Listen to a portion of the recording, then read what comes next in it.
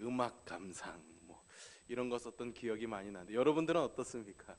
어떤 좋아하시는 취미나 뭐 즐겨 하시는 그런 활동들이 있으십니까? 있으신 분도 있고 없으신 분도 있을 겁니다. 대부분은 사실은 막 이렇게 열정적으로 뭔가에 막 자기의 에너지와 모든 것들을 쏟아부으면서 하는 분들이 사실은 그렇게는 많지 않습니다.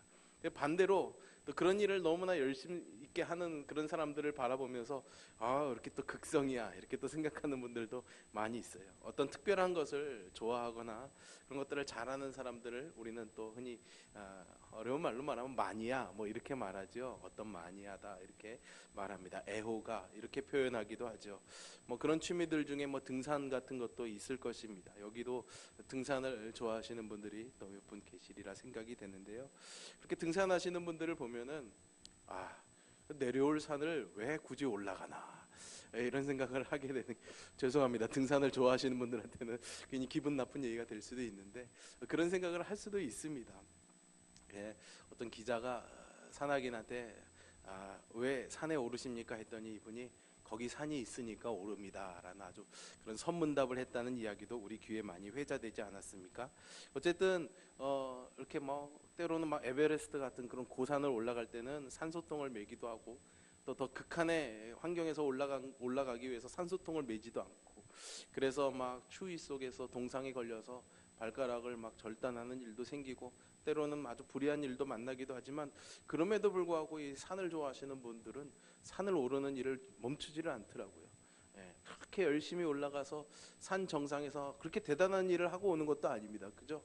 정상에 올라가면 그저 태극기 옆에다 꽂고 V자 하고 사진 한 장 찍고 내려오는 게 다인데 사실 그게 또 그것을 통해서 얻는 어떤 그 사람만의 어떤 즐거움, 희열 그런 것이 있기 때문에 그런 일들을 하는 거 아닌가 하는 그런 생각을 해보게 됩니다. 뭐 등산뿐만 아니라 낚시 같은 것도 있겠죠. 예. 하루 종일 뭐 밤새도록 이렇게 낚싯대 하나를 붙잡고 물고기 잡으려고 낚시하는 분들, 이렇게 시간을 다 이렇게 버리면서 물고기 하나 잡으려고 저렇게 애쓰나 마트에 가면 좋은 생선 많은데 뭐 이렇게 생각할 수도 있을 것 같습니다.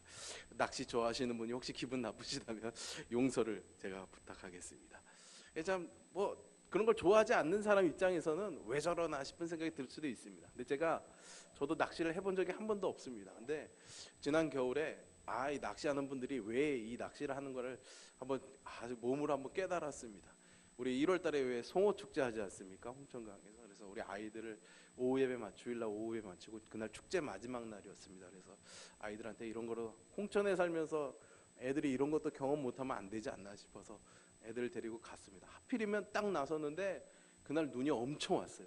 그 오후 예배 마치고 나서부터 눈이 아주 펑펑 쏟아졌습니다. 차를 몰고 가면서 이게 눈이 오는데 애들 데리고 굳이 이 고생을 해야 되나 싶은 생각이 들지만 그래도 혹시 그냥 애들한테 경험 삼아 해주자 그러고 20분 30분만 하고 얼른 집에 와야겠다 이렇게 마음을 먹고 가서 낚싯대도 사주고 그래서 구멍 뚫린데 이렇게 낚싯대를 했습니다.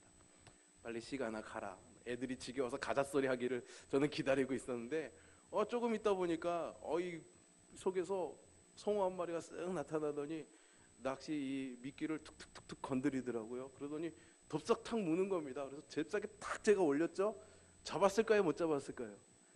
못 잡았습니다. 도망가더라고요. 근데 안타까움도 있지만 그때 사람들이 이 맛에 낚시하는구나. 그게 뭡니까 여러분? 손맛이라고 합니다. 손맛. 뭔가 톡톡 건드리고 탁 채는 그 맛이 있더라고요. 그래서 20분만 있자 하고 갔는데 1시간을 눈을 맞으면서 애들이랑 물고기 잡아버려가지고 길을 썼던 기억이 있습니다. 잡았을까요? 못 잡았을까요? 못 잡았습니다. 옆에 있던 아저씨가 저희 아이들 셋이서 막 난리치는 걸 보고 안타까웠는지 자기가 잡은 거 한 마리 주시더라고요. 뭐 그런 기억이 있는데요. 그렇습니다. 예. 사실 낚시를 모르는 사람은 전혀 이해 못할 일이지만 나름대로 또 이게 하시는 분들은 그 재미와 즐거움이 있기 때문에 그걸 아주 즐겁게 하는 거죠. 여러분 우리 신앙도 좀 그렇다고 생각하지 않습니까? 등산 마니아, 낚시 마니아가 있듯이 우리는 예수 마니아인 줄로 믿습니다. 예. 주일 낮에도 이렇게 여러분들이 모여서 예배하지만은 또 뭐 수요일 밤에도 새벽에도 또 교회 어떤 일들과 봉사들이 있으면은 또 열일 또 다 마다하고 열심히 나와서 몸도 피곤하고 사실 쉬고 싶은데도 나와서 이렇게 즐겁게 하는 그런 이유들이 뭘까요, 여러분? 세상 사람들이 그것을 다 이해할 수는 없지만은 우리는 그것을 이해할 수 있는 것 아니겠습니까? 예전에 이제 대학 다닐 때 친구들이 그랬어요. 저는 이제 평일날은 학교에서 열심히 공부하지만 주말이면 거의 교회에서 살았거든요. 그러니까 친구들이 야, 너는 놀러 가지도 않고 우리랑 술도 안 먹고 뭔 재미로 사냐? 그러니까 나는 예수 믿는 재미로 산다. 그랬더니 뭔 소리래? 요즘에 아이들 말로 지금 헐 그러더니 뭐 이해 못한다는 표정을 짓던 그 기억이 납니다. 그렇습니다, 여러분. 이렇게 대답하면 사람들이 이해 못하겠죠. 아마 그들 세상 사람들의 눈에는 예수 믿는 우리들이 이 좋은 날 놀러 가지도 않고 여기 예배하는 것이 어쩌면 고리타분해 보이고 정말 고구마같이 답답하게 그렇게 보일 수도 있을 것입니다. 한심해 보일 수도 있겠죠. 더군다나 하나님 앞에 물질도 드린다고 그러고 막 그러니 얼마나 이상해 보이겠습니까? 근데 여러분, 세상 사람들도요 다 각기 생각이 있어서 낚시하는 사람, 등산하는 사람도 이해하지 못하는 사람들이 있는데 하물며 하나님을 만나는 그 기쁨을 사람들이 다 이해할 수가 있겠습니까? 그러나 예수님을 믿는 이 우리들에게는요 사실은 세상이 이해하지 못할, 세상이 그 어떤 것과도 비교할 수 없는 그런 참된 기쁨과 영적인 만족이 있기에 우리가 이 자리에 나와서 이렇게 예배하는 줄로 믿습니다. 또한 예배하는 이 자리가 여러분들이 그런 기쁨과 평안을 누리는 그런 복된 자리가 되기를 주님의 이름으로 축원합니다. 그래서 이렇게 찬양하는 거잖아요. 사람을 보며 세상을 볼 때 만족함이 없었네. 나의 하나님 그분을 뵐 때 나는 만족하였네. 아멘. 찬양대가 뭘 아시네요. 한 소절 나오면 쫙 따라 불러야 되는데 그렇습니다. 그런 찬양을 우리가 즐겁게 부르며 살 수가 있는 것입니다. 여러분들의 지금의 모습은 어떻습니까? 지금 여러분들에게 있어서 정말 예수 믿는 이 일이, 예배하는 이 일이 세상의 모든 것들을 정말 능가할 만한 그 어떤 것과도 바꿀 수 없는 그런 즐거운 그런 기쁨의 일입니까? 물론 우리들이 예수님을 재미로 믿는 것은 아니겠죠. 그러나 분명히 예수님을 믿는다는 것은 세상에서 가장 즐겁고 신나는 일인 줄로 믿습니다. 만약에 어떤 사람이요 새 집을 지었습니다. 그 새 집을 번듯하게 놔두고요 여전히 쓰러져가는 그 옛날 집을 붙잡고 그 속에서 주저앉아 살아가고 있다면은 그것만큼 이상한 일이 없을 것입니다. 이처럼 우리가 지금보다도 더 좋고 귀한 것을 갖게 되면 이전 것들은 과감하게 버릴 수 있는 것이 당연한 일이겠죠. 영적인 것도 마찬가지입니다. 천국의 보화를 간직한다는 것은 정말로 이 세상의 모든 것들을, 나의 모든 것들을 포기할 수 있을 만큼 가장 가치 있고 가장 즐겁고 가장 행복한 것을 이미 소유했다는 말이겠죠. 오늘 본문의 말씀이 이 점을 말씀해 주고 있습니다. 오늘 본문은 천국에 대한 비유입니다. 천국은 마치 밭에 감추인 보화와 같으니 사람이 이를 발견한 후 숨겨두고 기뻐하여 돌아가서 자기의 소유를 다 팔아 그 밭을 샀느니라. 아멘. 이 말씀을 보면요 천국을 마치 밭에 감추인 보화와 같다 이렇게 비유하고 있습니다. 어떤 사람이 자기의 모든 소유를 팔아서 밭을 하나 샀습니다. 이 사람이 이 밭을 산 이유가 무엇입니까? 여기 아파트가 들어설 거니까 땅값이 오를 거를 기대하고 샀겠습니까? 그것은 그 속에 보화가 숨겨져 있는 것을 발견했기 때문입니다. 이 보화는 이 사람의 모든 재산을 팔아서라도 구입할 만한 그런 가치가 있는 것이었기 때문이죠. 이 말씀을 가지고 지금 어린이 찬양이 하나 있습니다. 천국은 마치라는 찬양이에요. 천국은 마치 밭에 감추인 보화 이렇게 부르는 찬양이에요. 어린이 찬양이라 잘 모르셔서 안 따라오시는 것 같네요. 이 찬양 후렴구에 보면요 이런 게 있습니다. 땅 팔고 집 팔고 땅 팔고 냉장고 팔아 뭐 이런 가사가 나와요. 저는 이 찬양시를 지은 분이 냉장고에 한이 맺히신 분 같아요. 아니면 냉장고가 자기 집 재산의 1호였던 것 같아요. 땅 팔고 집 파는 건 이해하는데 왜 냉장고 팔아를 넣었을까요? 사실 중고 냉장고 팔아도 3만 원도 안 줄 텐데, 그죠? 예. 쓰던 냉장고 팔았을 거 아니에요. 네. 어쨌든 이 말이 무슨 말이겠습니까? 농부는 보화를 얻기 위해서 자신의 모든 것들을 과감하게 포기했다라는 거죠. 그리고 그 대가로 그 밭의 주인이 된 것은 물론이고 그 밭에 있었던 그 보화의 소유권도 갖게 되었다는 것이 오늘 본문의 내용입니다. 오늘 본문에 나오는 이 밭이 가치 있는 이유는요, 그 밭 자체가 엄청 좋은 땅이기 때문은 아닐 것입니다. 오히려 밭이라는 것은 일해야 되고 갈아엎어야 되는 그런 고됨이 있는 어떤 척박함이 보이는 그런 곳이죠. 그럼에도 불구하고요, 그 땅이 가치 있는 것은 그 속에 보화를 간직하고 있었기 때문입니다. 보화 때문에 그 밭도 함께 귀한 취급을 받고 있는 것이죠. 주님은 그 보화가 바로 천국이다라고 우리에게 말씀해주고 있습니다. 마찬가지로 지금 여러분들이 살아가는 어떤 세상적인 조건이나 상황, 그리고 어떤 그런 외적인 모습들이 있지 않습니까? 그런 것들이 밭처럼 꽤 척박해 보인다 할지라도 그럼에도 불구하고 주님이 주신 이 천국 보화가 여러분들 안에 있다면은 그것으로 인해서 여러분들은 가장 귀한 보석과 같은 그런 그릇, 그런 존재인 줄로 믿습니다. 지금 혹시 내가 살아가는 이 삶의 땅이 밭과 같은 척박한 곳이라고 생각이 되십니까? 여러분, 그 안에 보화가 숨겨져 있음을 기대하시기를 바랍니다. 그리고 그 보화를 발견할 수 있기를 바랍니다. 어떻게 발견할 수 있을까요? 발견하고 싶다면 잠시 눈을 감고 정말 이 척박하게 느껴지는 여러분들의 가정이나 여러분들의 일터나 그런 삶의 자리에서 서 있는 나의 모습을 상상해 보시기를 바랍니다. 그 밭에 누가 있습니까? 내가 있습니다. 그런데 주님은 그 밭이 보화가 있는 밭이라고 말씀하세요. 그럼 뭡니까? 바로 내 자신이 보화인 것입니다. 왜 내가 보화일까요? 하나님을 믿는 우리들의 마음속에 진짜 보화인 복음이 있기 때문입니다. 예수 그리스도를 구주로 고백하면서 주님을 영접하고 살아가는 우리들에게 성령님이 함께 하고 계시기 때문이지요. 그래서 우리가 그 천국의 주인이신 예수님을 우리의 주인으로 품고 살아가기에 우리도 천국을 품고 살아가는 줄로 믿습니다. 그래서 사도 바울이요, 빌립보서 3장 20절에 그러나 우리의 시민권은 하늘에 있는지라 거기로부터 구원하는 자 곧 주 예수 그리스도를 기다린다라고 고백한 것처럼 이 천국의 시민권이 우리에게 있는 줄로 믿습니다. 우리는 이 비유의 말씀에서 이처럼 천국을 발견하고 소유한 그 사람의 특징을 몇 가지 깨달을 수가 있는데요. 그 중에 한 가지가 바로 기쁨입니다. 따라해 보세요. 기쁨. 여러분 안에 기쁨이 있습니다. 내 안에 기쁨이 있다. 그렇게 믿으며 살아가시기를 바랍니다. 천국을 소유한 사람에게는요, 세상 사람들이 이해할 수 없는, 그런 형용할 수 없는 그 기쁨이 찾아오게 됩니다. 오늘 본문도 그것을 우리에게 설명해 주죠. 이 사람이 이것을 발견한 후에 숨겨두고 어떻게 돌아갔습니까? 기뻐하며 돌아갔습니다. 근심하며 돌아가지 않았죠. 와, 다른 사람이 와서 이거 캐가면 어떡하지? 내가 이거 못 사면 어떡하지? 이건 내 거 아닌데, 난 이걸 가질 만한 능력이 없는데 어떡하지? 그런 근심과 염려가 아니라 보화를 발견하고 기뻐하면서 돌아갔다라는 것입니다.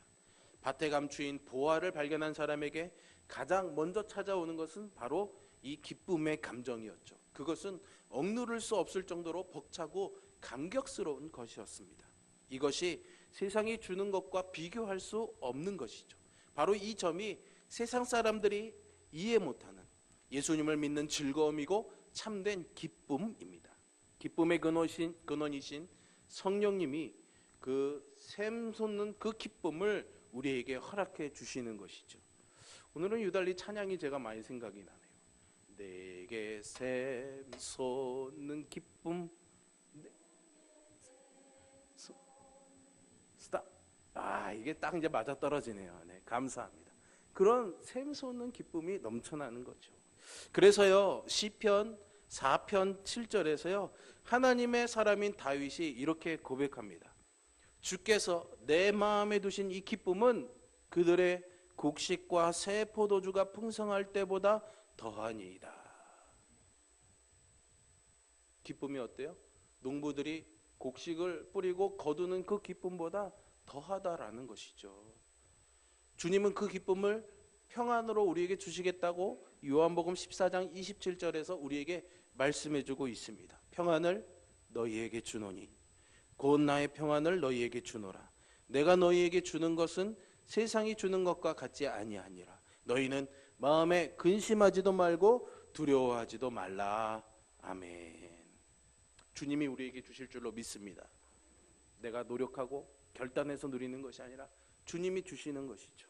앞서 언급했듯이 우리들이 예수님을 믿는다는 것 그 자체가 너무나도 기쁜 일이고 행복한 일입니다. 그런데 정말 이런 기쁨 없이 신앙생활하는 사람들도 있습니다. 신자들의 삶의 유형을 보면 두 가지 정도로 나눠지는데요.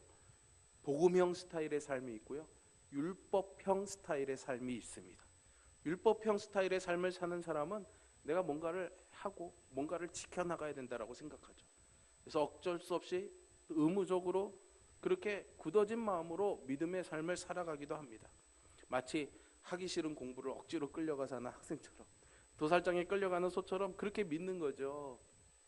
이렇게 죽지 못해서 그냥 마지못해 하는 믿음의 생활을 한다면 기쁨이 있겠습니까, 여러분? 그럴 수가 없겠죠.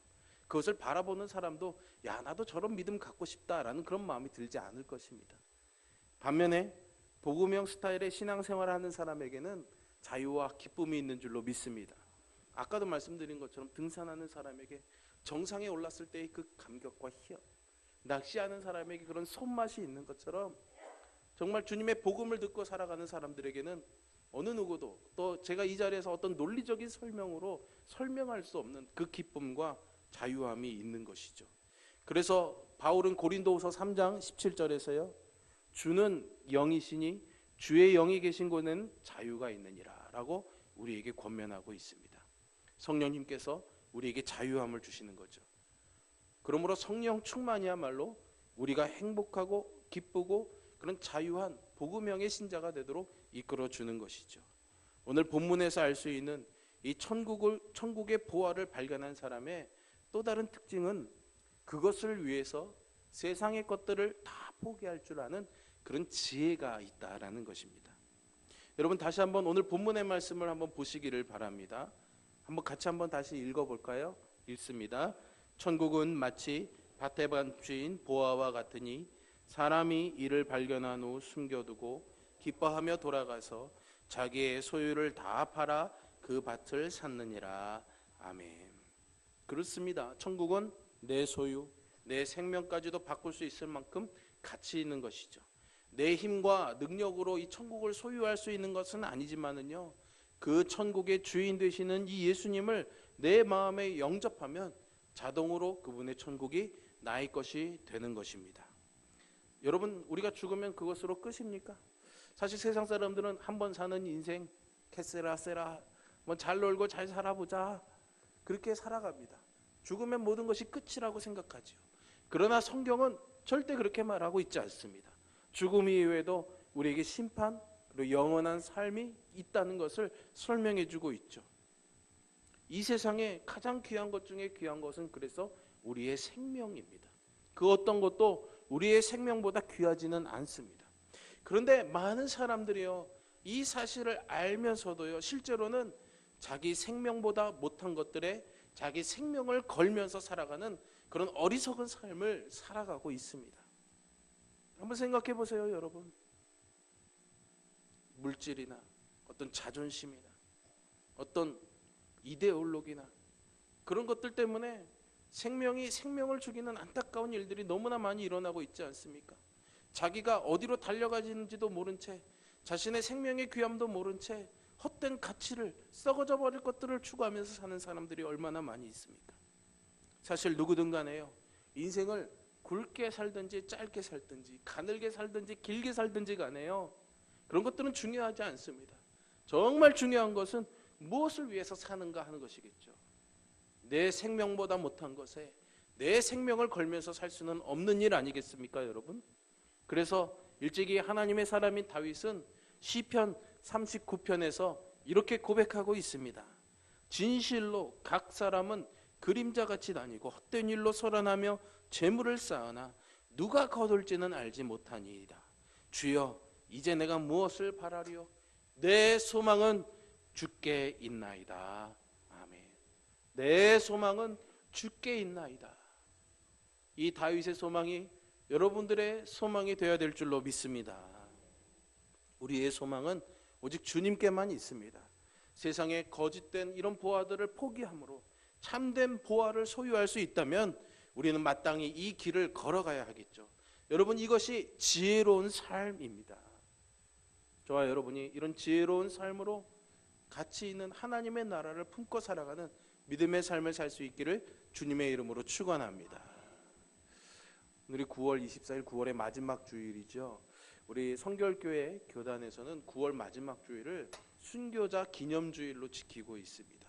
그래서 일제강점기 때나 혹은 한국전쟁 시기 아니면 그 외의 시기에도 믿음을 지켜나갔던, 먼저는 우리 성결교회의 그런 순교자들을 기념하고요, 또 우리 한 교회의 많은 우리 믿음의 선진들의 순교자들을 기념하면서 그분들은 정말 이 신앙을 지키기 위해서 생명을 버렸는데 오늘 우리는 뭐 스스로 죽음을 선택할 수 있는 상황은 아니지 않습니까? 하지만 살아있는 순교자로서 그렇게 피 없이 백색 순교, 피는 없지만은 삶을 순교자처럼 살아가는 그런 삶을 살아야겠다라는 그런 마음을 다시금 되새기자라는 의미로 지키는 주일이에요. 오늘 천국 보화를 소유한 사람은 자신의 생명, 자신의 소유를 포기하면서까지도 그것을 누렸던 것처럼 우리가 그런 순교자들의 신앙을 따라가야 될 줄로 믿습니다. 그런 순교자들 중에요, 한국전쟁 당시에 순교하신 유재헌 목사님이 계십니다. 감리교 목사님이신데요, 이 목사님이 해방되기 전에는 일본에서 목회를 하시면서 일본에 있는 교포들에게 민족정신, 하나님이 우리를 구원하실 것인데 이 억압에서도 구원해 주실 것이다 라는 그런 애국사상, 반일사상을 전파했다는 그런 이유들로 인해서요 감옥에 많이 갇히게 됩니다. 결국은 그런 이유로 인해서 일본에 더 머무시지 못하고 강제로 1942년에 한국으로 다시 조국으로 송환되게 되셔요. 돌아온 이후에도 그 복음 전하는 일을 멈추지 않으시고 나라를 위해서 기도하는 이 구국기도단을 모집하면서요 1945년에요 강원도 철원군에요 대한수도원을 만들게 됩니다. 이 대한수도원이 그래도 우리나라 과거에 한참 부흥이 일어날 때 유명했던 기도원입니다, 여러분. 그리고 5년 뒤에는 서울에 있는 삼각산에 임마누엘 수도원을 만들게 됩니다. 이거는 개신교에서 최초로 있었던 수도원이었습니다. 그런 일들을 해나죠. 그렇게 복음을 전하고 각종 집회에서 하나님의 장차 임하실 그 나라에 대해서 말씀하시다가요 전쟁이 일어나니까 미처 피난을 가지 못하고요, 피난 가지 못한 사람들이 이 삼각산에 만든 이 임마누엘 수도원에 모여서 집회를 했습니다. 그러다가 누군가가 이 밀고를 해가지고 8월 15일에 이 서울을 점령하고 있던 공산군 중에 보위부 위원들이 이 모여있던 집회 장소에 급습을 하게 돼요. 그래서 어린아이나 나이 많은 노인들을 제외하고는 목사님과 신도들이 다 잡혀갑니다. 그래서 국립도서관 지하에 감금돼서 뭐 고문도 당하고 모진 고초를 겪게 되죠. 그러다가 9월 28일 날 다시 국군이 서울을 수복하게 됩니다. 공산군이 도망을 가면서 이 목사님을 이제 끌고 가게 돼요. 북송해 가죠. 납북해 가는데 그 과정에서 목사님이 탈진하고 쓰러져서 못 가시니까 결국 도망가는 그 과정에서 총살당했다라고 그렇게 전해져 오고 있습니다. 시신도 못 찾은 거예요. 그렇게 목사님이 순교하셨던 것이죠. 이 유 목사님이요 일본에서 목회하시면서 아까 감옥에 많이 갇히셨다고 그랬잖아요. 이 유재헌 목사님이 하신 일 중에 또 큰 일이 한 140여 곡 이상의 복음성가를 많이 지으셨습니다. 지금 우리에게 막 전해져 오고 많이 불려지는 복음성가는 별로 없는데요, 그래도 많은 찬양시를 지으셨는데 일본에 그 감옥에 갇혀 있을 때요 감옥에 갇혀 있던 예수님의 제자들을 생각하셨는지 그분이 주님과 못 바꾸네 라는 이 찬양시를 지으셨어요. 이 찬양시의 내용을 여러분들에게 좀 소개해드리면서 같이 한번 불러보려고 합니다. 모르는 찬양을 어떻게 부르냐고요? 부를 수 있습니다. 여러분들이 멜로디를 들어보시면 충분히 따라 부르실 수 있습니다. 같이 한번 찬양해 보도록 하겠습니다.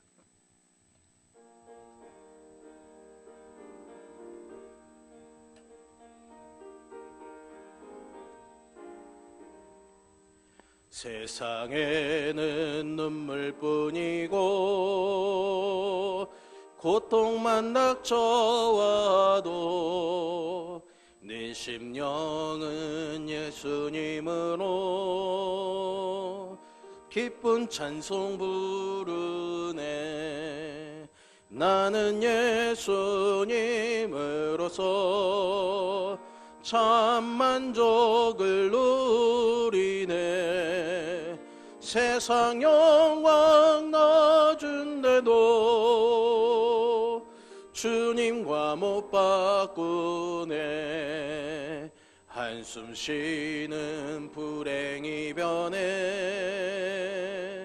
기쁜 찬송 부르니 괴로움을 주던 환경이 천국으로 변했네. 나는 예수님으로서 참 만족을 누리네. 세상 영광 낮은데도 주님과 못 바꾸네. 금은 보화 다 준다 해도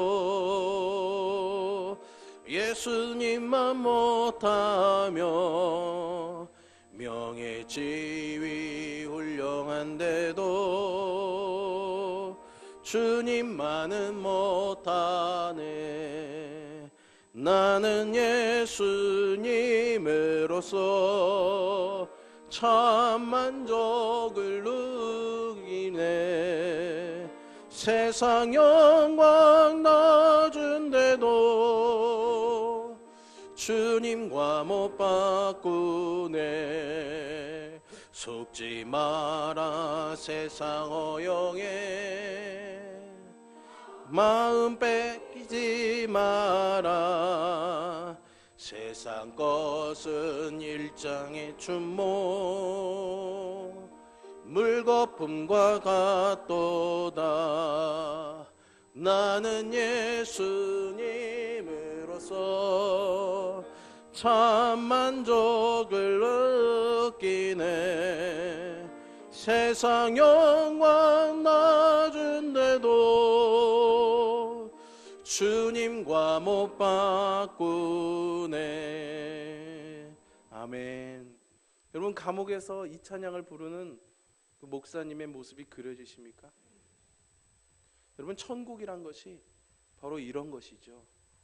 우리들이요, 바울처럼 신라처럼 혹은 이 유재현 목사님처럼 그리고 수많은 믿음의 선진들이 이렇게 감옥에 갇혀 있어도 또 어떤 고난과 어려움 상황에 처해 있어도 내 심령은 예수님의 이름으로 인해서 기쁜 찬송을 부르고 복음 때문에 참 만족을 누리고 세상 영광을 다 준다고 그래도 그런 것들과 주님을 절대로 못 바꾸는 것, 그것이 바로 우리 마음에 임한 천국인 줄로 믿습니다. 세상의 보화는 일장 춘몽과도 같은 것이죠.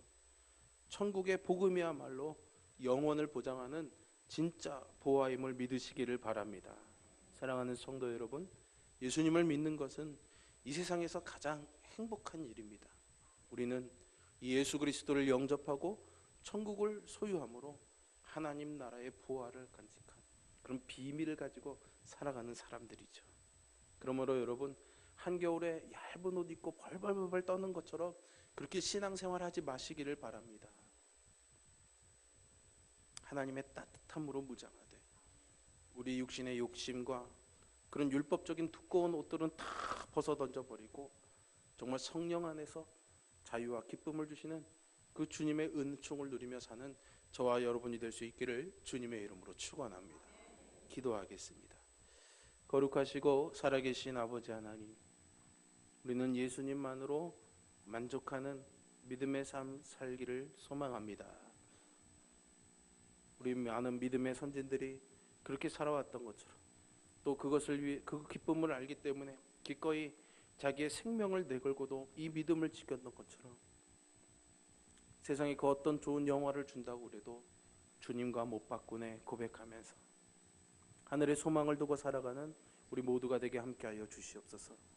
장차 우리가 누리게 될 그 천국의 소망이 미래의 일이 아니라 바로 오늘 우리가 누리며 사는 그런 믿음의 능력인 줄로 믿고 우리의 삶이 아무리 척박하다 할지라도 이 속에서 정말 주님이 주시는 평안과 기쁨을 누리며 살아가는 우리 모두가 되게 함께하여 주시기를 간절히 소망합니다. 예배하는 자리를 떠나 삶의 자리에서 어떤 척박한 현실을, 어떤 어려운 현실을, 어떤 고난의 현실을 만난다 할지라도 오늘 밭에 감추어진 그 보화를 발견한 사람의 기쁨을 우리는 알기에 그 속에서도 주님을 찬양하며 기뻐하며 평안을 누리며 살아갈 수 있도록 주의 능력으로 우리와 함께하여 주옵소서. 오늘 이 시간 우리의 믿음의 결단을 통해서 하나님은 우리의 삶에 역사하여 주실 줄로 믿습니다. 우리의 거칠은 밭과 같은 인생이 정말 변화되어서 주님의 말씀이 심겨져서 자라나 열매를 맺는 옥토가 되게 하여 주시고 그 속에 나는 많은 열매들로 인해서 하나님께 영광 돌리며 사는 우리 모두가 되게 함께하여 주시옵소서. 감사드리며 예수님의 이름으로 기도합니다.